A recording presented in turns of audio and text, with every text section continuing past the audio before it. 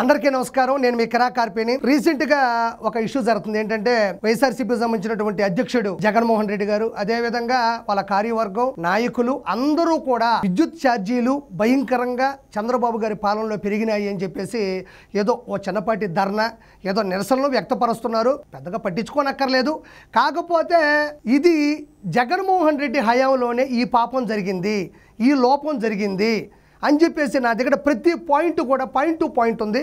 So ఆ విషయాన్ని మీకు చెప్పడానికి నేను ప్రయత్నిస్తాను. పిచ్చి తుక్లక్కు తాను ఏమాత్రం తీసిపోను అని జగన్మోహన్ రెడ్డి మరోసారి నిరూపించాడు. తాను పెంచిన విద్యుత్ ఛార్జీల మీద తన పార్టీ నాయకులతో తానే ధర్నా చేయిస్తున్నాడు. గత ఎన్నికల్లో ప్రజలు ఇచ్చిన షాకుకైనా జగన్మోహన్ రెడ్డి కోలుకుంటాడనుకున్నాను కానీ ఇంకా అదే పందాలో కొనసాగుతున్నాడు. 2019లో తెలుగుదేశం పార్టీ అధికారం కోల్పోయే నాటికి రాష్ట్రాన్ని మిగులు విద్యుత్ రాష్ట్రంగా జగన్మోహన్ రెడ్డికి అప్పగించడం జరిగింది. 5 ఏళ్లలో అనాలోచిత నిర్ణయాలతో జగన్మోహన్ రెడ్డి రాష్ట్రాన్ని అధోగతి పాలు చేశాడు. ప్రజల సొమ్మును అప్పనంగా తన వారికి దోచిపెట్టేందుకు జగన్మోహన్ రెడ్డి విద్యుత్ లోటును సృష్టించాడు. పీపీఏలను రద్దు చేయడంతో సోలార్, విండ్ పెట్టుబడిదారులను బెదిరించి వాళ్ళని ఈ రాష్ట్రం నుంచి వెళ్లగొట్టాడు.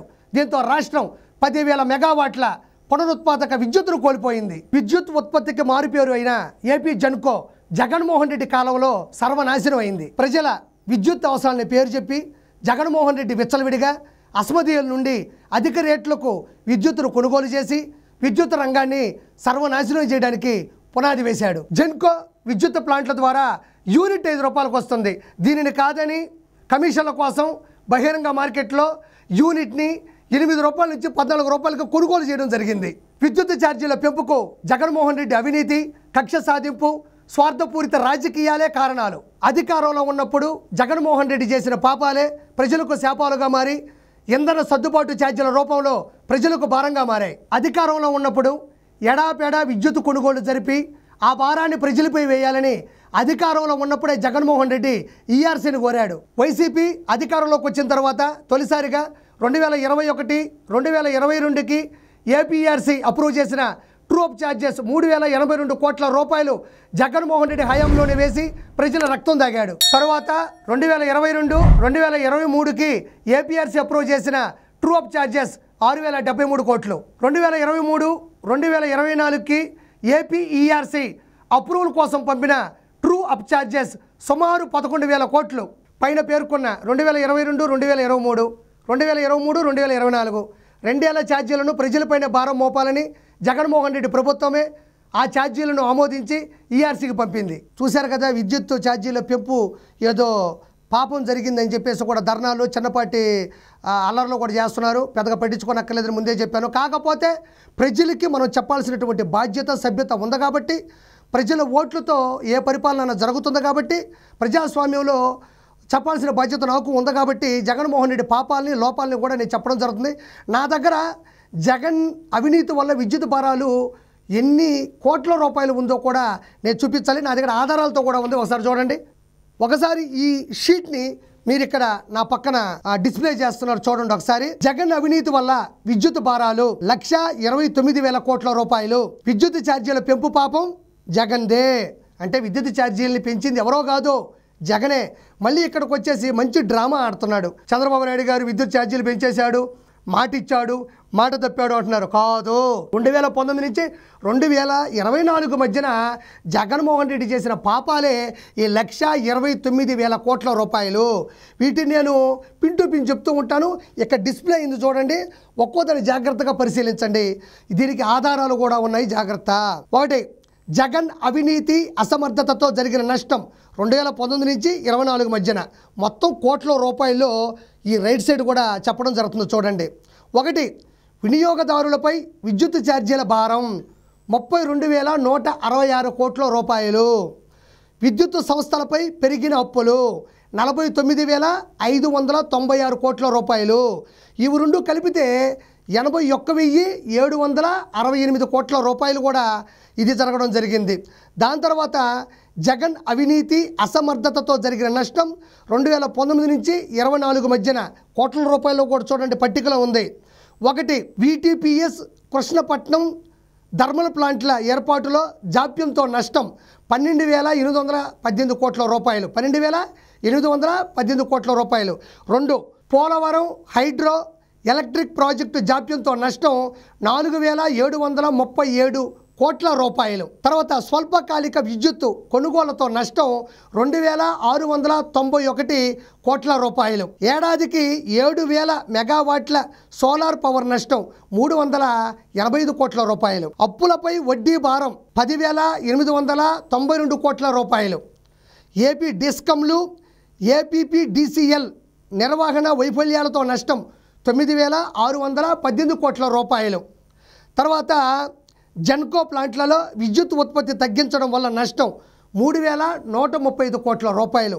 ఓవరాల్గా ఇవి రెండు కలిపితే, ఇది సెకండ్ కలిపితే 47,741 కోట్ల రూపాయలు. పైది రెండు కలిపితే 81,768 కోట్లు, 47,741 కోట్లు కలిపితే గ్రాండ్ టోటల్ వచ్చి 1,29,503 కోట్ల రూపాయలు. ఇది ఆధారం ఏంటంటే ఆంధ్రప్రదేశ్ ప్రభుత్వ శ్వేతపత్రం. చంద్రబాబు నాయుడు గారు ఏదో విద్యుత్ ఛార్జీలు పెంచారు, జనాలు అల్లాడిపోతున్నారు, జనాలు ఇబ్బంది పడిపోతున్నారు అని చెప్పేసి చిన్నపాటి ధర్నాలు నిరసనలు చేస్తా ఉన్నారు వైఎస్ఆర్సీపీ నాయకులు కావచ్చు, వర్గం కావచ్చు. ఆయన జగన్మోహన్ రెడ్డి ఏమో నిలబడలేకపోతాడు కింద మీద కూడా. అసలు నాకు ఒక చిన్న విషయం అర్థం కావట్లేదు. చంద్రబాబు నాయుడు గారు పెంచారని చెప్పేసి ఈ విధంగా గొంతు తీసుకుంటున్నారు, కానీ చాలా మందికి ఒక విషయం తెలియదు. అదేంటంటే జగన్మోహన్ రెడ్డి 2019 నుంచి 24 మధ్యన 10 సార్లు, జగన్ రెడ్డి హయాంలో 10 సార్లు విద్యుత్ ఛార్జీలు పెంపు జరిగింది. 2019 నుంచి 2024 మధ్యన 10 సార్లు జగన్మోహన్ రెడ్డి విద్యుత్ ఛార్జీలు పెంచాడు. ఈ విషయం చాలామంది మర్చిపోయి ఉండొచ్చు. కాబట్టి నేను ఇక్కడ ఒక పెట్టిని, అంటే ఒక పేపర్ను కూడా డిస్ప్లే చేస్తున్న వర్క్షీట్ని ఒకసారి దాంట్లో చూస్తూ ఉండండి. నేను చెబుతూ ఉంటాను ఎప్పుడిప్పుడు పెంచారు అన్నది. ఇది రికార్డెడ్గా ఉంటుంది ఎక్కడైనా సరే. ఇది ఒక ప్రూఫ్ అనమాట, ఇది ఒక ఆధారం. 10 సార్లు పెంచాడు, ఒకసారి చూడండి. జగన్ రెడ్డి హయాంలో 10 సార్లు విద్యుత్ ఛార్జీల పెంపు జాబితా.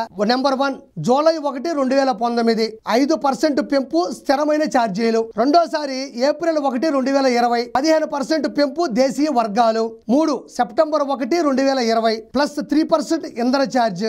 దాని తర్వాత 4 ఏప్రిల్ 1, 2021 10% పెంపు ఎనర్జీ ఛార్జీలు. 5 జూలై 1, 2021 7% పెంపు వాణిజ్య ధరలు. తర్వాత వచ్చి 6 ఏప్రిల్ 1, 2022 12% పెంపు నివాస వినియోగదారులు.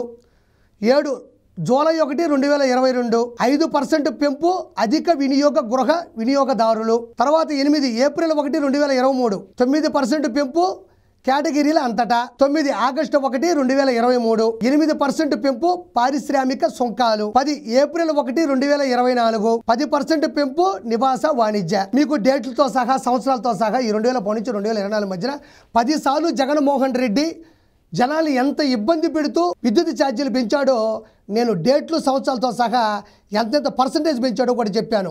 ఇవన్నీ వెనకబెట్టుకొని కావాలనే ఏదో దుష్ప్రచారం చేస్తూ ఏదో బురద రాసే ప్రయత్నం తప్ప చేసేదంటూ ఏమీ లేదు. నేను చెప్పింది ప్రతి ఒక్కటి అక్షర సత్యం. వెనక్కి వెళ్ళి మీ కరెంటుకు సంబంధించిన బిల్లులు కానీ మీరు చెక్ చేసుకుంటే 100% అప్పటి రోజుల్లో వచ్చిన బిల్లులు కూడా మీకు తెలిసిపోతాయి ఆధారాలతో సహా.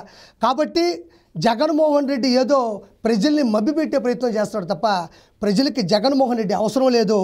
జగన్మోహన్ రెడ్డికి అధికార దాహం, అధికార మోహం, అధికార వ్యూహం కావాలేమో కానీ చంద్రబాబు నాయుడు గారికి ప్రజల శ్రేయస్సు కావాలి. ఆయన ప్రజల శ్రేయోభిలాషి.